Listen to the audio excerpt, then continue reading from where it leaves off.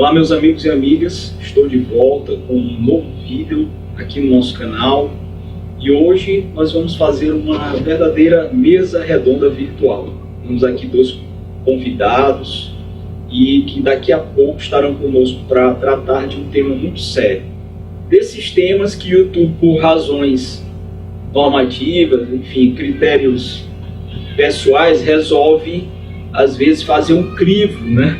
E muitas vezes dificulta até que aqueles que produzem conteúdo toquem na questão, porque os algoritmos colocam lá certas palavras como temas sensíveis, né? Eles chamam de temas sensíveis. Você fala de um tema sensível no seu vídeo e aí coloca lá morte, não sei o que mais, como se tivesse um peso brutal, que ninguém pudesse ouvir falar ou clicar num vídeo que tem isso. Para além de qualquer questão, esse é um mês que simbolicamente o governo federal, enfim, o Brasil tem utilizado já com uma certa constância para trabalhar na conscientização, na divulgação do tema, na educação, né, na sensibilização para questões que envolvem temas, obviamente, muito sérios, a gente não nega, né, são historicamente muito sérios. A humanidade como um todo, né, ao longo do tempo, vem se deparando de várias formas, cada um lugar, cada um tempo, cada um contexto, trata de alguma maneira questões como depressão, suicídio, né? São dois temas que a gente vai debater, conversar, tentar lançar algumas luzes aqui e trazer também informações para nós outros, né, humanos, que também estamos predispostos às vezes, ou estamos em condição de sermos alvo de alguns desses problemas, né, que não estamos blindados de tudo. E é essa a temática central do vídeo de hoje. Antes de começar, queria pedir a você que vai seguir conosco até o final, espero que sigam, aqueles que têm interesse em uma abordagem séria, que é o que a gente vai tentar fazer aqui a partir de 3 olhares, mas mais detidamente de 2 olhares dos convidados com a nossa mediação. Eu peço que se inscrevam no canal, compartilhem, vejam um card de vídeos, procurem aqueles vídeos na área que você gosta. Afinal, o nosso canal tem 3 temáticas básicas que são trabalhadas. Nós temos temas na área de direito, temas na área de filosofia e temas na área de literatura. Portanto, se você não gostar de uma dessas áreas, procure temas das outras. E, além do mais, tem esse caráter multidisciplinar ou transdisciplinar, que leva a gente a sempre estar aberto a dialogar aqui com todo tipo de visão e com todo tipo de temática, que é uma vantagem a mais que a gente tem. Pois bem, então, dito isso, vamos passar aqui para nossos primeiros momentos aqui iniciais para falar que essa temática da nossa mesa redonda virtual com os nossos convidados, ela nasce de uma situação humana, demasiadamente humana, que é o sofrimento. É uma marca da nossa subjetividade, né, dos problemas que nós temos, e que vale dizer que a primeira pessoa, ou pelo menos que se tem conhecimento nas bibliografias, enfim, nos estudos, que levou, ou que trouxe, melhor dizendo, o suicídio, né, tematizou como objeto de estudo científico na sociologia, nascente sociologia ali do século XIX, foi Henry Durkheim, que, na sua obra O Suicídio, transformou isso numa preocupação na medida em que ele entendia que ali havia um fenômeno social, o suicídio como um fenômeno social. E se você pegar a obra, eu tenho aqui na minha biblioteca, você pode procurar aí, que eu quero crer que já caiu no domínio público. Você vai encontrar lá, inclusive, uma definição, 3 tipos básicos que ficaram muito famosos, que ele que criou, né, que são os tipos de suicídio: suicídio egoísta, o suicídio altruísta, o suicídio anômico, né, é um termo que a sociologia gosta muito de usar, anomia. E então eu sugiro que vocês procurem a obra, porque ele vai identificar ali que havia um fenômeno social e tinha um aspecto patológico. Ou seja, ele viu Porque, por exemplo, no norte da Europa, nos países escandinavos, já naquela época, havia uma estatística que ele estudou, baseada em estatísticas, em dados que ele foi coletar, uma certa disfunção, daí a ideia de anomia também, né? Que era uma taxa sensivelmente maior de suicídios do que na Europa Central, na Europa Continental, enfim, em outros países. E daí, talvez tenha chamado a atenção do Durkheim para essa questão de por que esses lugares, por que com essa população, por que nos países mais frios, né? Há alguma coisa a ver com o tipo de homem que está ali, tipo de pessoa, tipo de sujeito, de indivíduo. E isso é muito interessante porque a gente vai ver como é que surge a percepção da ciência em cima desse fenômeno. Eu não quero dizer com isso que outras pessoas não já tivessem algum tipo de preocupação naquela época, mas ainda assim é o Durkheim que levanta essa bandeira de ser o primeiro a estudar seriamente isso. E aí depois vem os psicólogos, vem a psicanálise, enfim, todo um rol vasto de pessoas que se interessaram por essas problemáticas.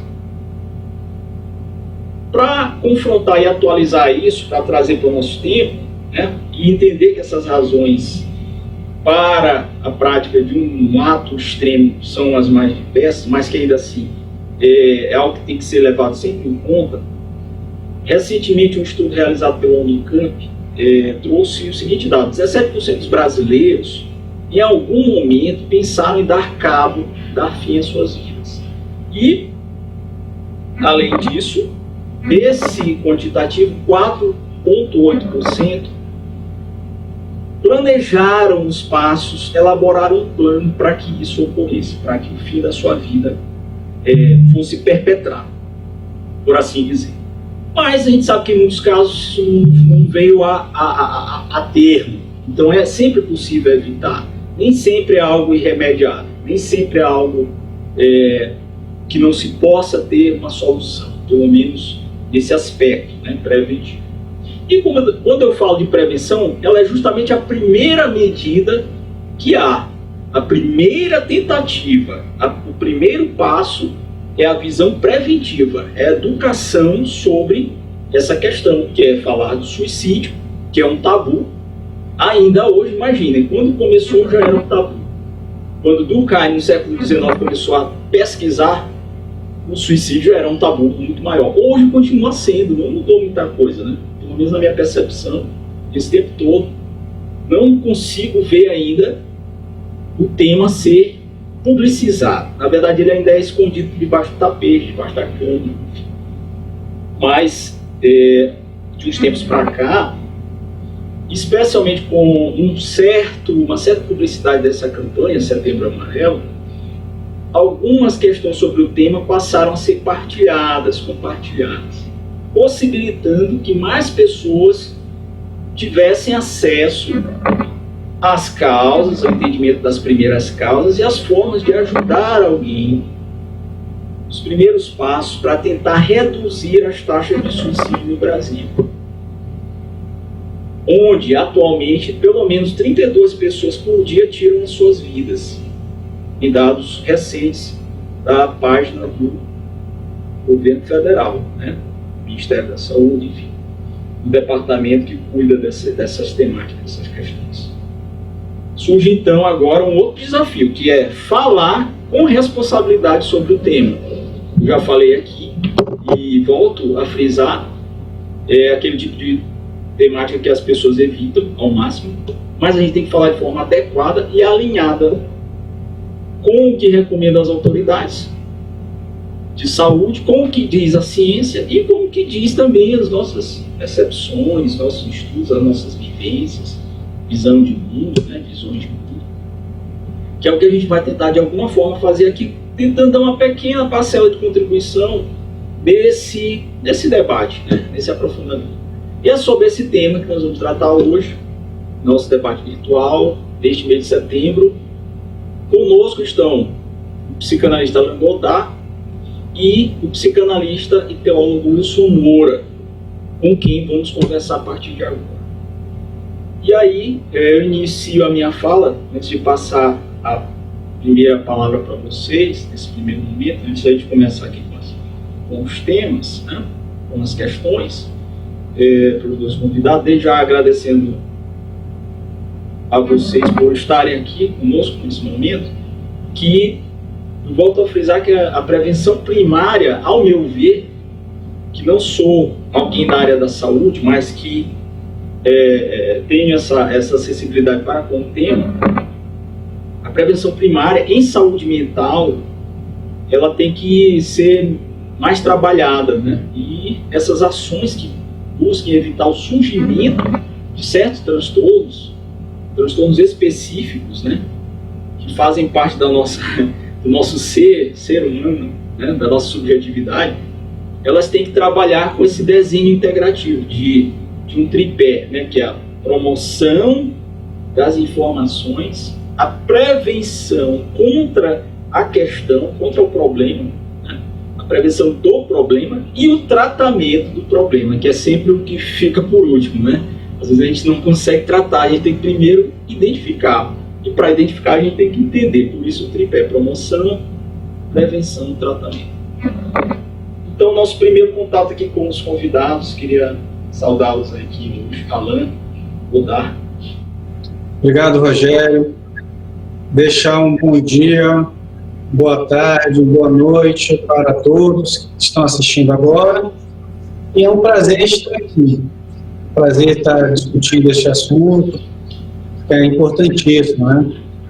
Principalmente com pessoas assim, que estão antenadas com esse assunto. Então é um grande prazer estar nesse debate. Obrigado. Wilson Moura, prazer recebê-lo aqui nesse momento que a gente vai tratar um pouco dessa questão tão complicada. Olá, Rogério. Olá, Alain. Ouvintes. Quero agradecer o convite para discutirmos essa temática tão relevante e de suma importância, como o Rogério pontuou, para a prevenção, uma forma profilática, preventiva, uma discussão acerca do suicídio e todos os seus desdobramentos, tudo que envolve. Então, muito obrigado pelo convite. Então, vamos começar. A primeira pergunta para vocês, eu gostaria de direcionar primeiro ao Alan, depois o nosso querido Wilson. De modo geral, nem sempre fica claro para as pessoas o nível de gravidade de alguns comportamentos individuais, certo? Sobretudo quando se faz uma confusão, que é muito comum, né? Entre estados de tristeza, ou seja, o sujeito está triste, o indivíduo está triste.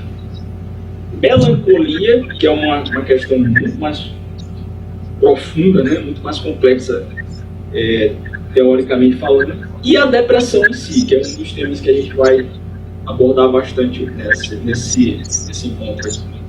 A pergunta é: nós podemos distinguir didaticamente esses três estados da alma, trazer aqui para as pessoas, tentando decodificar um pouco para entender, olha, tristeza é isso, melancolia é isso e depressão é isso? Bom, Rogério, até bom você chamar a atenção para esses três nomes, tristeza, melancolia e depressão, para a gente resolver, assim, pelo menos de início, uma questão linguística, porque nós tínhamos, na época que Freud estudou o assunto, o termo melancolia. E o termo depressão é um termo mais moderno para o mesmo conjunto de sintomas que Freud chamava melancolia. E para fazer, assim, uma diferenciação primeira entre a tristeza e a melancolia, ou entre a tristeza e a depressão, nós podemos relacionar com o objeto, né? Então, a tristeza, eu posso dizer que eu estou triste quando eu consigo identificar um objeto que, de certa forma, causa esse sentimento. Então, eu posso estar triste porque eu não passei numa prova, ou eu estou triste porque terminou um relacionamento. Então, os sentimentos que são muito próximos ou são muito parecidos com o da melancolia ou da depressão, podem ser diferenciados a partir desta perspectiva. Enquanto que na tristeza eu tenho acesso a uma causa, vamos dizer assim, eu posso dizer o que me deixa triste. Na melancolia ou na depressão, isso me falta.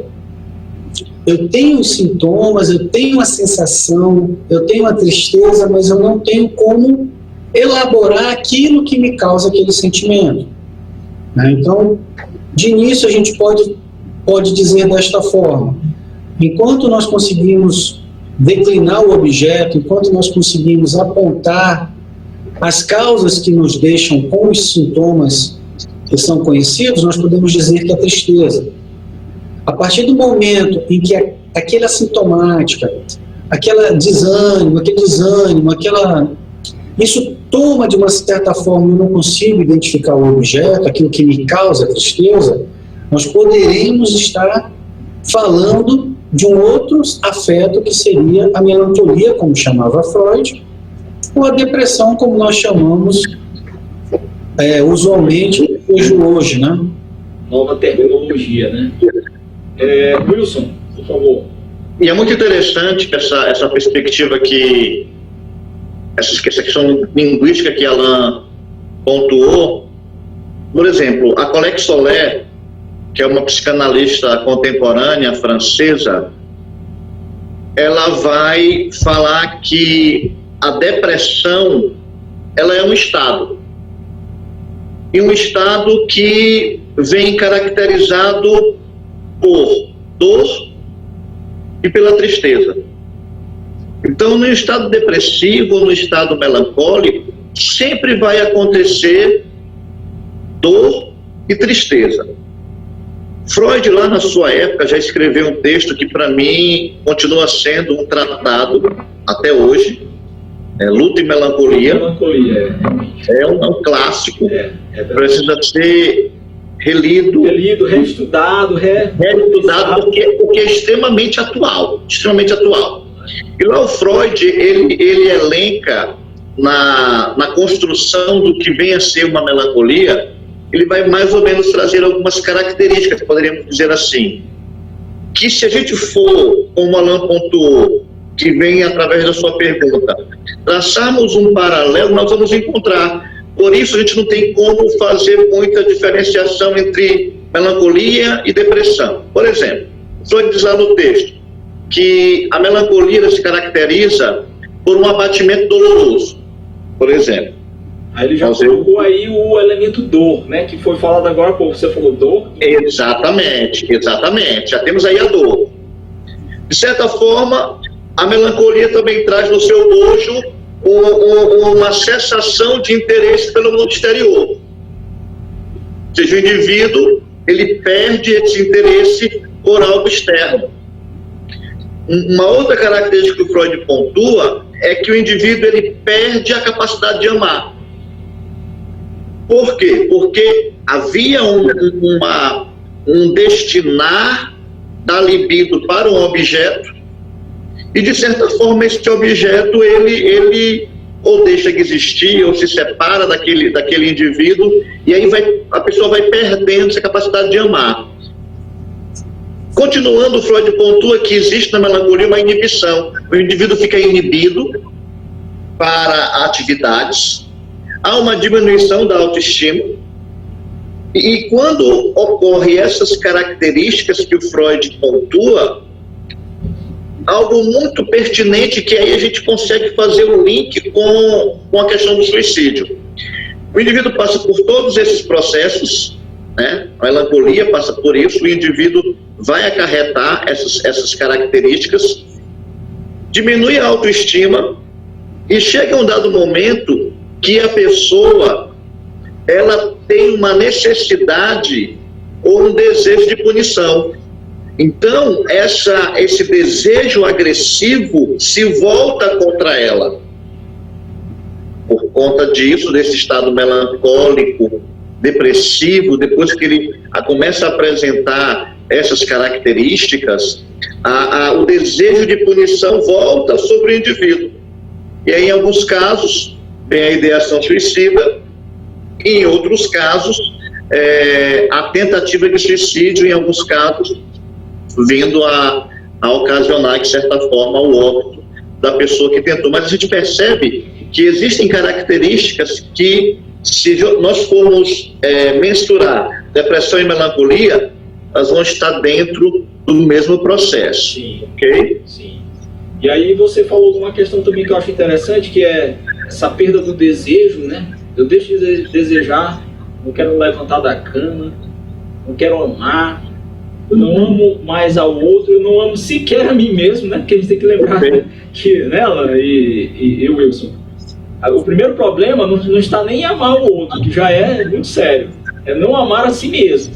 E aí você também, Wilson, trouxe a outra questão, que é eu passo a me culpabilizar por algo que necessariamente eu nem fiz, né? Como é aquela pessoa que diz assim, não, eu fui culpada pela morte do meu filho, eu fui culpada pelo fim do meu casamento, eu fui culpado, né? E aí tudo isso vem, eu sou a vítima, né? Eu sou o alvo, e eu sou quem atira no alvo, né? Eu sou quem procura esse alvo para dizer assim, ó, foi você, né? Mas é muito interessante. E realmente essa questão da terminologia, né, que você lembrou muito bem, essa obra monumental, né, eu já li, não li toda, mas já li muita coisa dela em outras épocas, Luto e Melancolia, e eu sem ser psicanalista, eu sou muito freudiano, né? Inclusive eu tenho muita coisa de Freud aqui, eu me considero assim, um admirador dele como pensador da cultura, né? Para além da psicanálise, porque ele foi um homem da cultura, do pensamento, né? Ele era, além de tudo, era um intelectual, né? Além de qualquer questão. E aí você trouxe essa questão que você tematizou agora e tem que ser levado em consideração para a gente ver como é que às vezes o homem médio, a pessoa comum, não estudada, ela já vai ter essa dificuldade na percepção do que é, né? Por isso que eu trouxe essa pergunta, que é como é que a gente pode minimamente entender se é a mesma coisa ou não, e a gente já chegou aqui preliminarmente a uma ideia que luto e melancolia, eles estão quase que entrelaçados, né? Não só lá na origem do termo, como a psicanálise vem percebendo isso ao longo do tempo, né? E não só a psicanálise, também outras áreas. E aí eu quero remeter para uma segunda pergunta, a gente vai dar assim um salto para uma outra instância, mas depois a gente vai voltar de novo para a psicanálise. E aí eu vou fazer primeiro essa pergunta para o Wilson, mas ela é válida para o Alan também. Tudo bem, essa perda desse desejo de vida, né, de viver, de se interessar por coisas, ela, eu quero trazer para esse questionamento agora o problema da fé, da espiritualidade, né? Fé, espiritualidade e religião. Outra trindade aqui, que não é a mesma coisa, também não são a mesma coisa, mas a gente vai trabalhar também com essa outra trindade aqui, na vida humana, né?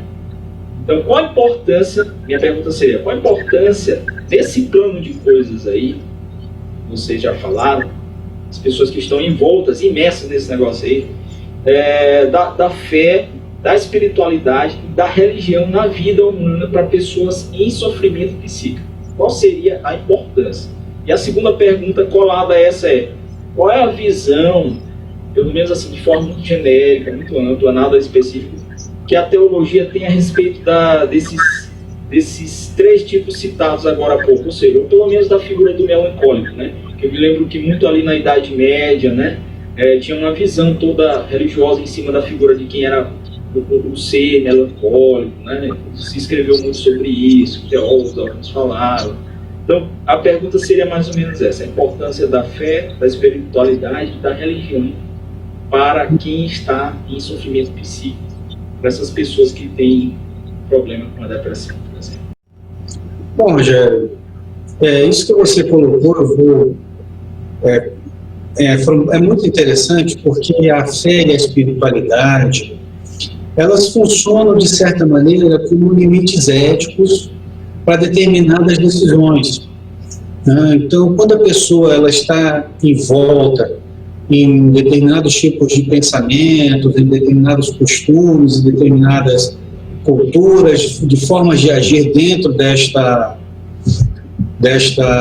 situação, ela consegue ter isso como uma barreira. Então, antes de que ela dê este salto para uma decisão mais forte, uma decisão mais direcionada, ela consegue, por exemplo, ter isso como um elemento que diga assim, não, eu consigo ter um pouco mais, né? Então, é muito curioso como a fé ela pode funcionar como elemento ético nesse sentido, como elemento espiritual, pode funcionar como esta barreira para que a pessoa tome um tipo de decisão um pouco mais extremada, seja tanto a final, como o suicídio, como uma decisão em relação ao seu próprio corpo, questão de repente se cortar, ou se deixar levar, por exemplo, por outras formas, vamos dizer assim, de suicídios talvez virtuais. Sim, sim, porque a gente tem que lembrar que também tem isso, né? Nem sempre vai para o físico, né? Exato, nem sempre a ideia de eliminar a agressividade, como o Lúcio estava falando, ela não necessariamente ela é física, ela pode ser também parida, vamos dizer assim, de outra forma. E essa forma pode ser virtual, ela pode ser em relação, por exemplo, a realmente se colocar de lado, ou realmente deixar de participar das questões sociais. É uma morte social, né? Aquelas pessoas que morrem socialmente, né? Estão vivas, mas deixam de participar de todo tipo de atividade, você não vê mais, né? Sai de cena, né? Isso, e aí também tem uma questão curiosa, né, de como a fé funcionando como esta barreira ética, essa barreira moral que impede que a pessoa, de repente, evite de tomar uma decisão mais drástica.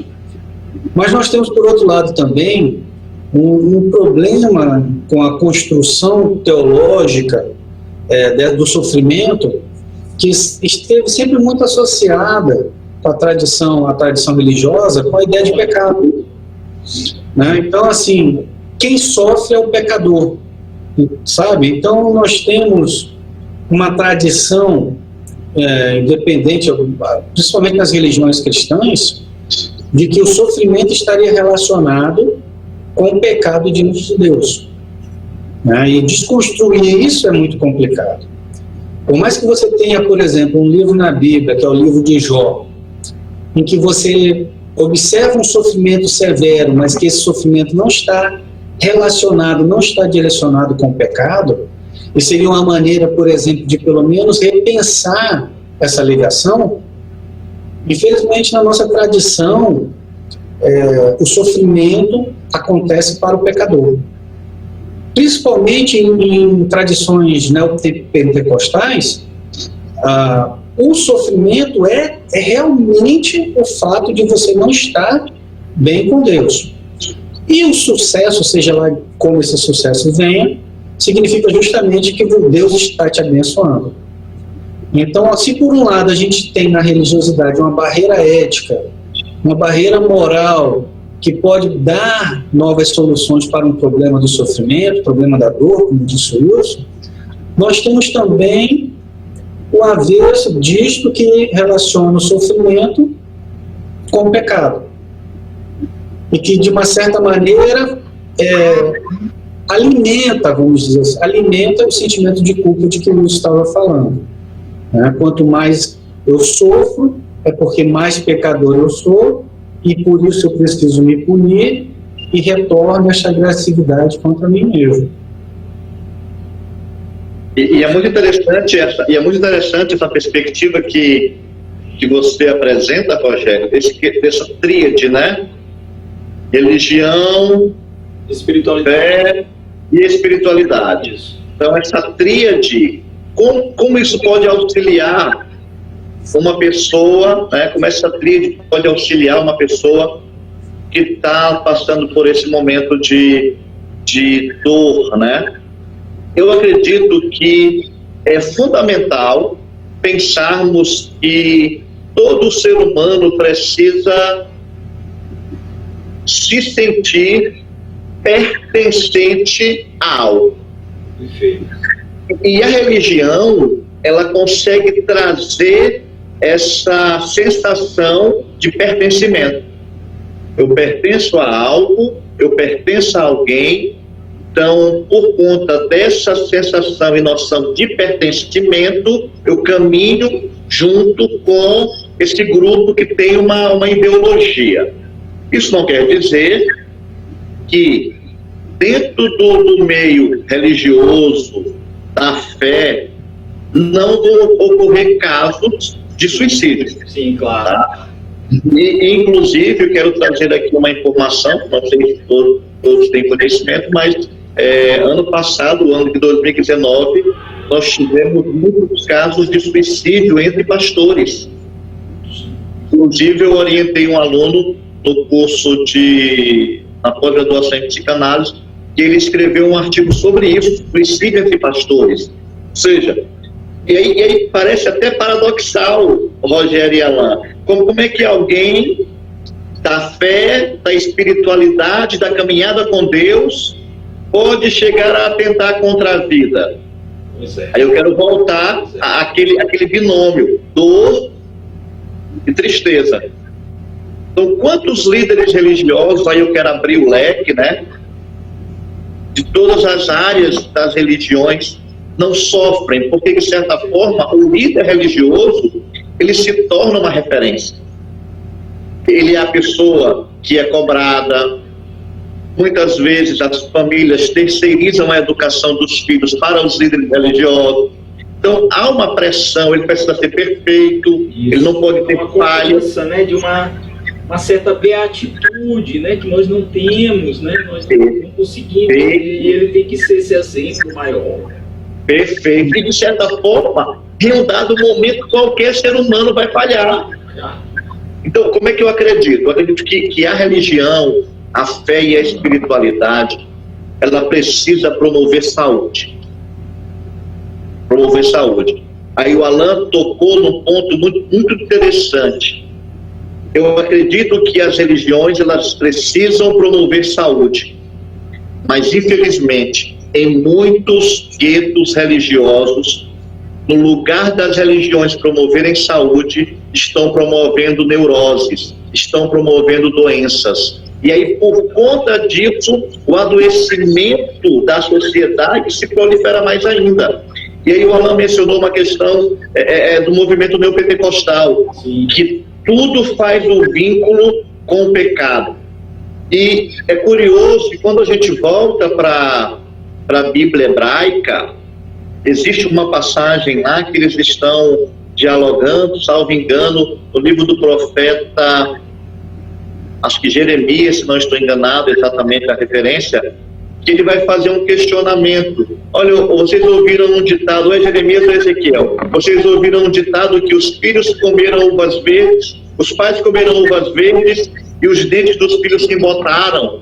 Aí o profeta diz, não, esse ditado não vai mais fazer sentido. Cada um é responsável pelos seus próprios atos. Inclusive, dentro do segmento neopentecostal, que o Alain mencionou, se criou uma teologia de uma maldição hereditária. Se você, eu estou falando do cristianismo, tá? Se você tem um parente que foi envolvido com religião afro-brasileira, você carrega uma maldição por conta de alguém lá atrás. E a própria teologia bíblica, quando você lê a Bíblia, ele vai dizer, não, cada um é responsável pelas suas próprias atitudes. Ou seja, eu não vou poder culpar alguém por algo que ela não fez. Exatamente, eu não fiz, eu não posso ser penalizado. Então, a religião, ela precisa promover saúde. Mas, infelizmente, em muitos guetos, em muitos arraiais, tem promovido doença, tem promovido neurose. Agora, por isso acredito eu, que a religião, ela precisa ser um espaço de exercício da graça e da misericórdia.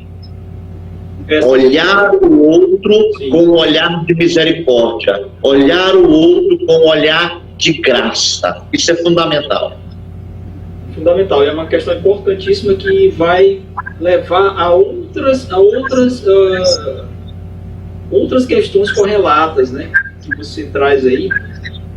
A primeira, muito importante, que realmente talvez seja um dispêndio, né, muito grande para certas pessoas suportarem, que é essa questão da perfeição, da santidade, né? É um gasto muito grande aí de energia, né, psíquica para você segurar, né? A questão do líder, o líder religioso, ele acaba sendo um para-raio, né? Porque todo problema que vem para ele, olha, eu estou mal, eu estou me separando do meu marido, meu filho está drogado e tal. Aí quer dizer, você acaba sendo um receptáculo, né? Você, sujeito, né? Indivíduo das dores dos outros também, né? A gente deve lembrar disso. Pelo menos assim, a perspectiva que eu vejo. Você que é pastor, ou seja, você que conduz os outros, que é o condutor das outras ovelhas, e é parte dessa congregação, desse corpo, você tem que ser o exemplo, você tem que ser perfeito, entre aspas, você tem que entender todo mundo e sinalizar para uma solução, que é muito difícil, né? Dizer assim, olha, agora você vai fazer isso. E aí o que eu faço, pastor? O que eu faço, padre? O que eu faço? Né? Aí você vai dizer, não, eu acho que você tem que fazer isso, porque só assim você vai poder, né? E aí vem o outro lado que você colocou, que já tem muito a ver com esses nossos tempos de cansaço e de exacerbação de metas, de correr atrás, que é a questão de sucesso. Não, você tem que ter sucesso, né? Então, se você for abençoado, aí você vai prosperar, como se todo mundo tivesse que prosperar, né? Ou prosperar dentro de um padrão exigido ali, ideal, né? Padrão ideal, você vai ter que ter um carro, uma casa, sua família bem, isso, aquilo, outro. Então, são várias questões que você traz aí com essa tua reflexão, que mostra pra gente como é que é difícil, né? Até que você colocou aí, como é que é difícil nesse ambiente, que deveria ser um ambiente de salvação, entre aspas, né? Você conseguir estar são, né? Ficar são. Primeiro, o líder, porque pelo raciocínio que eu fiz há pouco, porque ele é o para-raio de todas as dores do rebanho, né? Então ele tem que ser o para-raio, vem primeiro nele, pelo menos teoricamente, e vem as dores dele, né? Que aí você falou, como líderes estão tentando acabar com suas vidas, né? Como o aluno, né, que fez o acadêmico que fez essa pesquisa. Por quê? Melhor, não como. Por que os líderes religiosos deveriam, teoricamente, ser pessoas que trabalhassem isso que o Alan falou, dessa blindagem ética, né, dessa blindagem moral, né, ou então desse aparato aí que minimiza receber todas essas dores sem saber trabalhar, né? Porque a gente vê também que ali tem um trabalho, você acaba dispersando de alguma forma o peso maior que tem, e aí a gente vê como é que é difícil, né? Dentro dessas questões humanas serem resolvidas, mas eu concordo plenamente com você que deveria promover saúde mental, né? Promover a saúde, não talvez transformá-la em uma outra coisa, que são esses pesos esses fardos muito pesados para se carregar, que às vezes a gente não vai conseguir, né? E a outra questão da dor dentro da religião me lembrou, o Alan falou da questão do pecado, né? Porque sempre fica aquela coisa de que você está assim, então você está em pecado, você está incorrendo em pecado. Mas a gente também não pode trabalhar com outro lado desse peso da religião, que é a questão do sacrifício. No sentido, eu às vezes tenho que me sacrificar, não sacrificar minha vida, de dizer assim, o sacrifício do cordeiro que vai lá para ser morto na mesa, no pedestal. Do meu sacrifício enquanto meu esforço para conviver com minhas idiosincrasias, para conviver com os mal-estares da minha vida, né? Com essas coisas todas. A gente também tem que pensar por outro lado, ou seja, entender que tem esse lado aí que é um fardo muito grande, que é dizer que tudo é pecado, mas a vida também não é viver sacrifícios, né? Algumas vezes também a gente sacrificar algumas coisas. E é interessante que eu queria trazer para o nosso diálogo mais dois pensadores. Um deles é Kierkegaard. Sim. Filósofo e teólogo que escreveu uma célebre obra intitulada O Conceito de Angústia. E aí um outro texto que eu sou apaixonado do Kierkegaard chama-se Temor e Tremor. Que ele vai fazer uma análise de Abraão quando ele vai sacrificar Isaac. Isso. Então, Kierkegaard, nos seus textos, ele vai mostrar o seguinte: olha, eu preciso entender que na existência eu vou viver dilemas. E que eu preciso compreender que esses dilemas, eu só tenho dilemas porque eu existo. Se eu deixar de existir, eu não tenho mais dilema. Isso. Então, o Kierkegaard, ele começa a trazer, e aí eu quero recomendar a leitura para os líderes religiosos, para os nossos ouvintes, do Kierkegaard. Então, esse é o primeiro que eu quero trazer. Perfeito. Com relação a essa vida paradoxal do indivíduo, eu quero trazer Paulo de Tarso, o apóstolo Paulo. Ele vai dizer em um dos seus textos: o bem que eu quero fazer, isso eu não faço, mas o mal que eu não quero, isso eu faço. E eu vejo em mim duas forças brigando entre si: querer fazer o bem, mas eu não consegui, quero fazer o mal. E aí ele chega dando um grito de pedido de socorro: eu sou um miserável homem. Então, esse é o reconhecimento da nossa humanidade. E aí, acredito eu, que o primeiro passo para compreendermos melhor a nossa vida, a nossa existência, é compreender a nossa finitude. Eu sou limitado. Sim, perfeitamente. Eu sou fraco. Eu preciso de ajuda. E assumir nossas além das limitações, nossas imperfeições. Saber perfeito, delas, né? Perfeito. E aí, Rogério e Alain, aí talvez, acredito eu, que o maior fardo dos líderes religiosos é não assumir essa humanidade. Falta, né? Falta essa.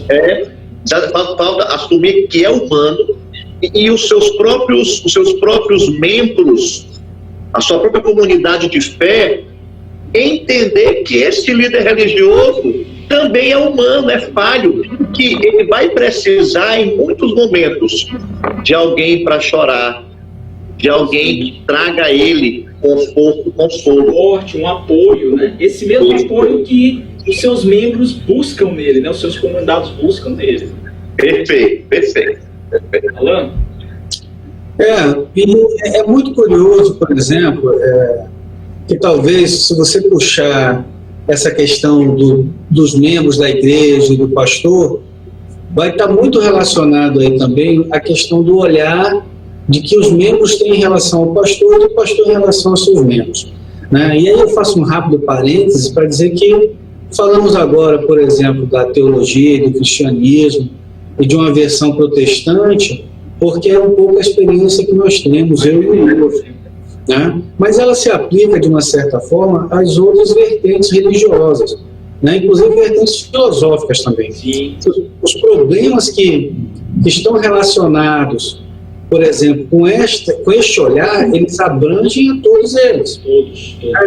Então, a partir do momento em que eu não consigo lidar com a expectativa que vem da minha assembleia, né, com a expectativa que vem das pessoas às quais eu estou me dirigindo, eu não consigo mais produzir um sentido de que aquilo funcione de forma adequada.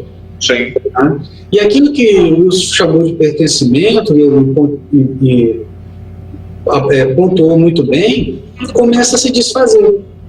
Então, no momento em que eu começo a produzir um sentido de que há uma determinada forma de agir, e isso não se concretiza, porque não se concretiza porque somos demasiadamente humanos, isso começa a ruir de alguma forma. Né? Então, você tem isso em qualquer sistema ideológico, religioso e filosófico, as coisas começam a ruir em algum momento, porque não se sustentam por muito tempo na forma de sentido. Então, o que nós produzimos no dia a dia, com relação a interesses pelo mundo, com relação a interesses pelas pessoas, é justamente sentido. Né? Então, por exemplo, eu lembrei, vocês estavam falando aí, o Wilson falou de Abraão, e eu lembrei, por exemplo, do primeiro homicídio que teve, né?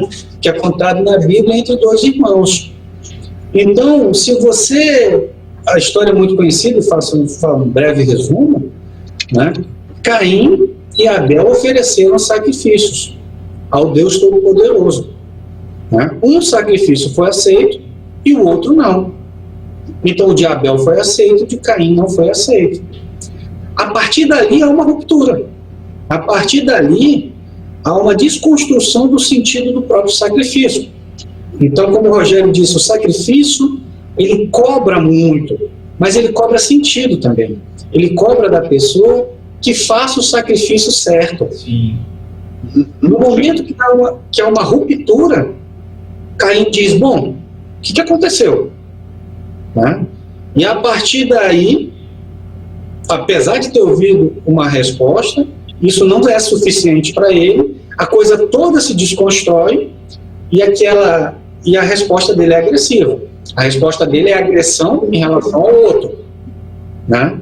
No caso de uma depressão, essa resposta seria agressão em relação a si mesmo, pelos elementos que a gente já falou aqui, mas que talvez seja interessante até depois pontuar melhor, Sim. com relação ao sentimento de culpa.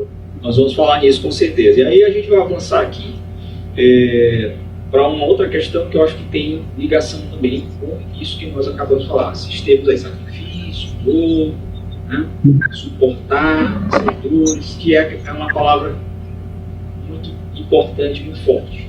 Inclusive hoje ela voltou à moda, né? Século XXI, resiliência, né? Fala-se muito em resiliência. A pergunta é, a resiliência é uma barreira contra esses processos dessa ordem? Ou seja, a pergunta, por que certas pessoas são mais fortes, resistem melhor às pancadas da vida, até mesmo se livrando de problemas terríveis, né? Não vou dizer que, não quero entrar no senso comum aqui, nem quero cometer um equívoco e dizer que depressão sempre, que não é bem assim, né? A gente sabe que não se sai sozinho. Na verdade, até eu acho que é raro, né, quem sai sozinho. Mas a pergunta, voltando para a resiliência, é porque, primeiro, é que se ela é mesmo uma barreira contra processos dessa ordem, e por que certas pessoas são mais fortes e resistem melhor, enquanto outras se entregam totalmente e sucumbem ao menor dor, né, ao menor contratempo. De certa forma... Wilson. Ok, perfeito. A resiliência, ela seria essa capacidade que o indivíduo tem de passar por uma situação que eu posso chamar de traumática. Sim. E sair dessa situação não ileso, sim, mas as transformado. As feridas, as Isso. Perfeito. Dizer que alguém vai passar por uma situação traumática e que não vai ficar uma marca é dizer que isso não é real. É real, vai ficar a marca, não vai lembrar, mas essa capacidade de avançar. De certa forma, os teóricos que discutiram sobre resiliência, alguns pontuam que a resiliência seria uma coisa inata. E aí nós vamos ter Ruther, vai pontuar isso, e aí nós vamos ter um psicanalista, Boris Cyrulnik, que vai falar que dentro da resiliência é importante a capacidade de superar. Sim. Ou seja, como é que eu penso essa questão da resiliência? De certa forma, se nós, enquanto pais, mães, conseguimos transmitir para os nossos filhos a compreensão de que as dificuldades, os problemas, as adversidades fazem parte da vida, eu começo a tirar o meu filho de uma bolha, isso, entendeu? E começo a trazê-lo para o mundo real. Outro fator é que, de certa forma, é importante que as crianças aprendam a serem fortes. Mas como assim, Wilson? Aprender a ser forte. A superproteção da família sobre uma criança não é nada benéfico. Por que não é nada benéfico? Porque eu não estou dando a oportunidade dessa criança cair, por exemplo, e levantar com o seu próprio esforço. Sim. E aí é muito curioso que a gente brinca e começa a dizer o seguinte: existem pessoas que acreditam que o mundo é um grande seio e que o mundo sempre vai dar de mamar a essas pessoas. Sim. Mas o mundo não é um grande seio. Pelo contrário. Exatamente. Então, a família é fundamental nesse processo de criação de resiliência. Ou seja, mostrar para as crianças que é importante. Então, uma superproteção não ajuda em nada. Eu acho que é muito mais prejudicial a formação do Exatamente. que necessariamente um bem. Perfeito. Exatamente. A superproteção é ruim, como também o desamparo. Sim, o desamparo é o outro extremo da superproteção, né? O outro superproteção, você tem tudo e o mundo ideal é o que você vive, é o mundo ideal, né? Porque o verdadeiro não é assim. Nesse abandono aí, você está jogado à própria sorte. Né? Exatamente. E o que Freud vai dizer? O que causa angústia numa criança? É essa sensação de desamparo das figuras. Ou seja, não tem uma figura. E olha como é que isso pode ser ligado com a questão da depressão e do suicídio. O indivíduo desamparado na infância, rejeitado, colocado de lado, ele começa a crescer nesse ambiente de rejeição e ele começa pelos relacionamentos sociais. E aí ele, por exemplo, arruma uma namorada. E aí, em um dado momento do namoro, ele se apaixona piamente por essa moça. Aí essa moça, do dia para a noite, rompe esse relacionamento. Olha o que acontece. Ele volta ao momento do desamparo infantil. Sim. Se sente rejeitado. E aí ele pode atentar contra a própria vida. Olha, tá vendo? Ninguém me ama. Sim. Ninguém gosta de mim. A vida não faz sentido eu estar aqui. Então, tudo isso são marcas. Então, a resiliência é essa capacidade de mostrar. Dificuldades, elas existem. Mas as dificuldades, elas podem ser superadas. E elas fazem parte da vida, né? Elas fazem parte do processo de viver. O processo de viver também é isso, né? Cair, levantar, é doer. Sim. Né? É gozar e é sofrer, né? Que é o que falta às vezes aos pais também, deixar viver essa experiência do bom e do ruim, né? A experiência daquele dia maravilhoso, que tudo é ensolarado, que, né, tudo é doce, e do salgado, do amargo, né? Do fracasso, né? As pessoas não querem fracassar, não pode fracassar, não, a gente erra, né? Se não dá certo. Alan? Essa questão da resiliência, para mim, eu vejo de uma forma um pouco diferente. Eu vejo ela como um fenômeno, não como uma característica ou alguma coisa que a pessoa tenha, mas muito relacionada. Então se desenvolve, então ela pode ser desenvolvida, como por exemplo o cara lá que vai para as Forças Armadas e passa fome e anda dentro da lama e mete a cara na lama e passa a noite sem dormir lá, a madrugada toda com um fuzil dentro d'água, um pântano, e de manhã ele vai e dorme 15 minutos, depois se veste, vai tomar café, vai... É isso aí? Você treina a resiliência, você desenvolve a partir dessa tua concepção? Esse exemplo é muito bom porque você não tem uma certeza de produzir essa resiliência a partir disso que você falou, porque a gente sabe que muitas pessoas que retornam de guerras, por exemplo, de um treinamento muito exaustivo, né? Elas acabam... não vêm mais as mesmas, muitas vezes elas vêm outras, né? Elas vêm outras. E acabam, inclusive, por exemplo, fazendo tiroteios em massa. Sim. Não só matam, como também elas produzem assassinatos, né? Então, o fato de que, por exemplo, eu me lembro quando eu era criança, você ia para o exército para se formar homem, né? Isso, para que você tivesse... Mas não há uma garantia de que... E é até importante dizer assim, que entre o desamparo e a superproteção, né, você tem dois extremos muito ruins. O desamparo produz, como o Wilson falou, muito sofrimento. Demais. Muito sofrimento nas pessoas. Mas a resiliência, para mim, ela está muito relacionada com o encontro com o traumático. Então, eu diria que, de uma certa maneira, por mais que você tente ensinar as pessoas ou tentar dizer para elas como é o mundo, que o mundo é assim, o mundo é sofrer e gozar, né? Eu acho que ela encontra aí um elemento que depende de cada um de nós, daquilo que provoca um buraco na nossa construção de sentido, naquilo que nós entendemos como sociedade.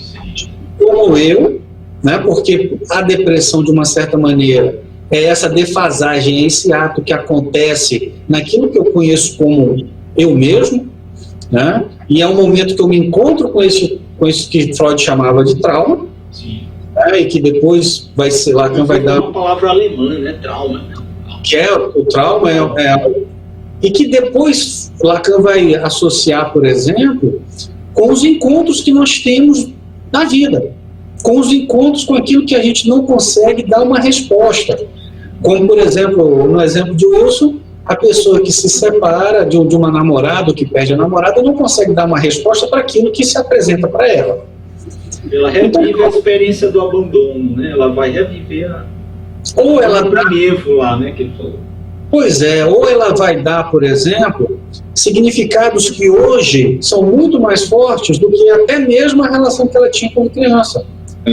Porque, de uma certa maneira, a resiliência está ligada com aquilo que socialmente nós chamamos de resiliência, né? Quando, na verdade, talvez você é resiliente porque você ainda não se defrontou com alguma coisa que realmente lhe cobre. E te colocasse à prova, de levar ao teu limite, ao limite de dizer assim, e aí, até quando você suporta? Até onde você vai suportar? Ou como aquela corda que vai sendo esticada, né?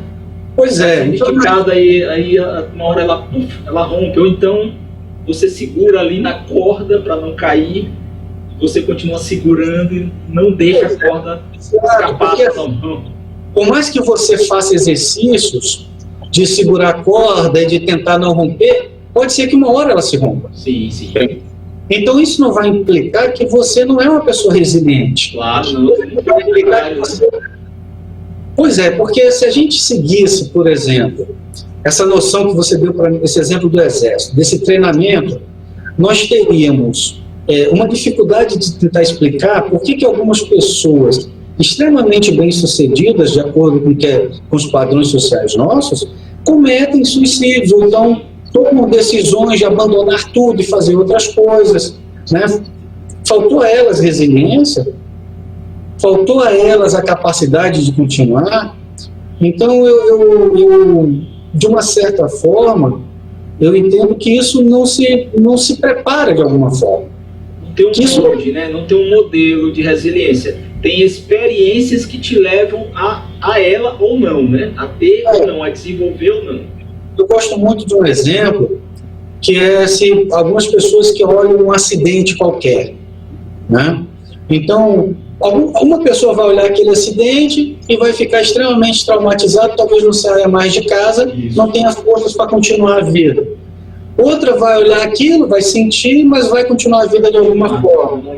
A terceira vai filmar, botar no YouTube, no Facebook, no Instagram, e vai fazer... Tem até um certo prazer mórbido, porque viu o corpo lá de não sei quem e tal. Então, assim, eu sei que eu fujo um pouco da ideia de resiliência, que foi o contexto da pergunta, sim, mas apenas para dizer assim, que aquilo que a gente chama de resiliência pode ser em si um parâmetro para conduzir a uma insatisfação com eu. Né? Então, não sou tão resiliente como tal pessoa é, não sou tão forte. Por que não sou tão forte?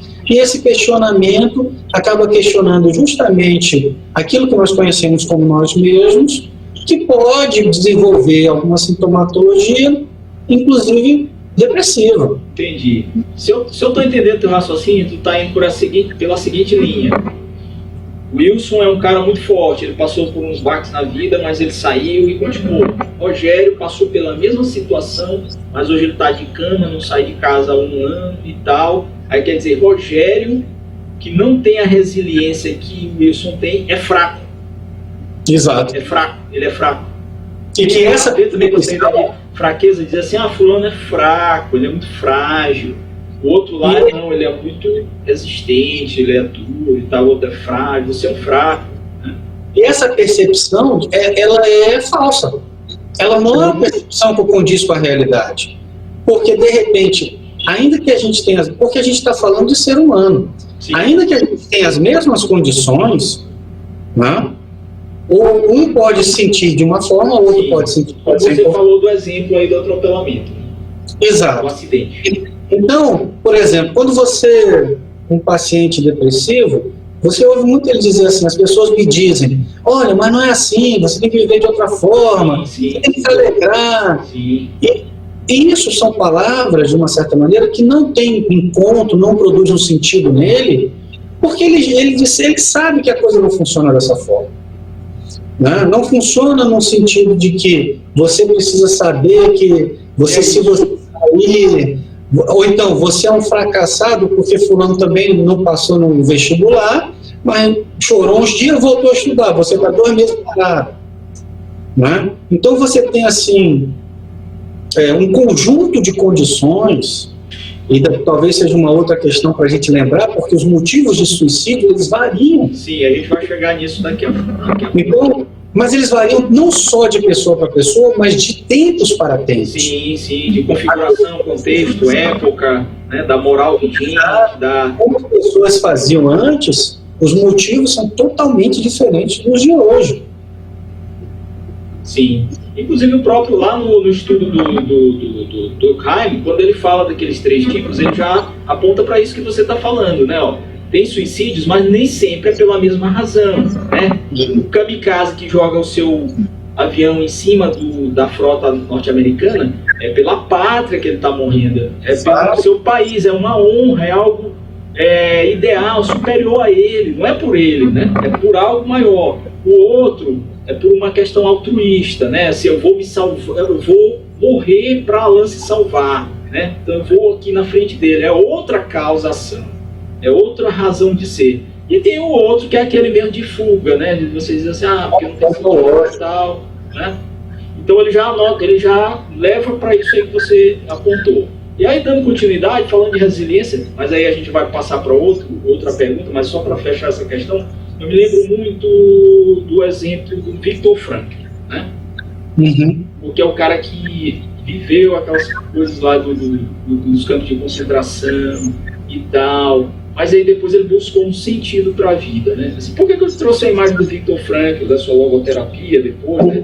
Que aí eu não vou entrar no mérito de quem... Né? Tem gente que critica muito, tem gente que não gosta de logoterapia, tem gente que minimiza aí a figura do Frankl, né? Não vou entrar nesse mérito. Mas assim, para trazer aquela ideia que está lá no título do livro dele, de um sentido da vida, né? Um sentido para a vida, que eu acho que no final das contas, quando a gente chegar lá no término dessa nossa conversa aqui, é o que a gente vai buscar, né? Já que a gente está falando de suicídio, de morte, de fim da vida, dolosamente, ou seja, porque eu quero, ou às vezes porque eu não quero, mas é uma saída, ele